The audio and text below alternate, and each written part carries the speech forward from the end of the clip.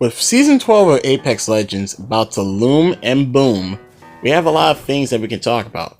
Between the new legend Maggie, a battle pass that's coming in that looks nice, and as well as the brand new control mode that's being added to the game itself. Now, before I go any further, please like, comment, and subscribe. You know, it makes me want to make more videos for the channel. Maybe I'll make more videos like this.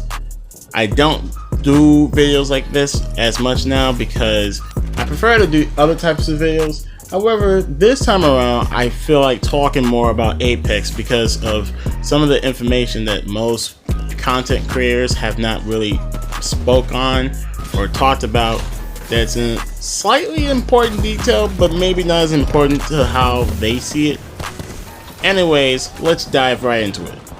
Now, Margaret Cohere, aka Mad Maggie, is being added into the game as the next legend in Apex, making her the 20th legend to be in Apex. Well, it's about time we got to 20.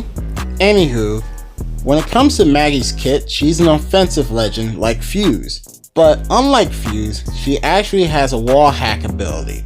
Now, the first part of Maggie's kit, which is Warlord, her passive, she not only has the ability to highlight an enemy whenever she does damage to them, but when she's wielding a shotgun, she gets to move faster. So basically, Bangalore's double tap whenever someone shoots at her. Next, we have her tactical Riot drill. She basically fires a fiery explosive at the wall and can wall bang people. Yes, I'm using that phrase, wall bang. And finally, we have her wrecking ball. I came in like a wrecking ball. You fucking suck, dick. I'm not kidding, that's the name of the move. So, she's kind of like Junkrat from Overwatch, which is what a lot of people said, even though I never played the Overwatch. But with that information aside, Maggie has two different finishers. One of her finishers, she literally beats the fear of God into you. And her other finisher, she takes out her Beyblade whipcord and whips the dog out of you.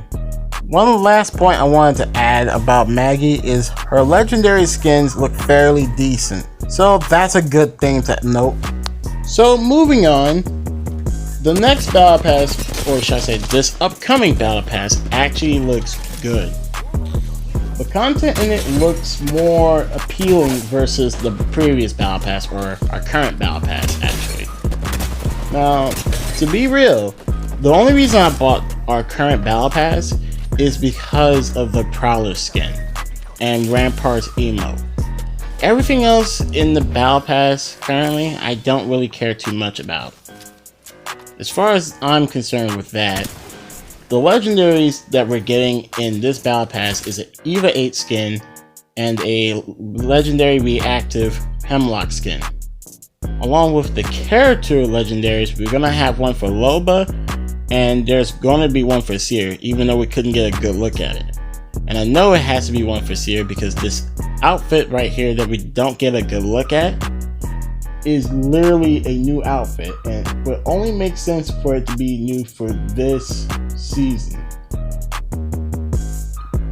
Now, for this point outside of the battle pass, the anniversary collection event is going to feature skins that resemble legend skins, like legendary skins that are default for most characters. For example, Caustic's Blackheart skin, Revenant and Gibraltar looks just like his skin, which almost is like a crew skin. I love that. Now, the last and final thing I'm going to talk about before signing off, the new control mode. First off, this is an LTM. Sadly, it's an LTM. We're not going to get it until we test it out and tell the devs that we want it in the game. But depending on the devs themselves, they might end up adding it this season, because I can see that happening. Now, for those of you who are confused and don't understand what is control and the meaning of it being added as an addition to Apex, to put it simply, control is this mode that's kind of like domination, where you hold on to 3 points and you're supposed to build up your points up to the maximum. and whoever gets the maximum amount of points required wins. Now, the one thing most content creators don't mention is where exactly is this supposed to be held on. Now, for Control, it doesn't just take place on one map. This also goes from Olympus to Storm Point. For Olympus, it's on the location Hammond Labs, where that little area right there is the entire battlefield that will take place. Where for Storm Point is for Barometer, which is this big location with this weird looking windmill engine thing that moves in the middle of the map. That's where the fights will take place for the points that you have to hold. Other than that, I have one bit of information that I want to pass on that kind of worries me. And that is multiple teams, multiple fire teams that is, can have the same legends. So what I mean is, there could be a team with Bloodhound, Seer, and the Octane, and the other two teams have the exact same layout. Meaning that people can spam these characters and do all types of devious things, which makes it not so fun to play. Now, as far as that goes, I hope this mode comes soon, because chances are they're not going to add it right away.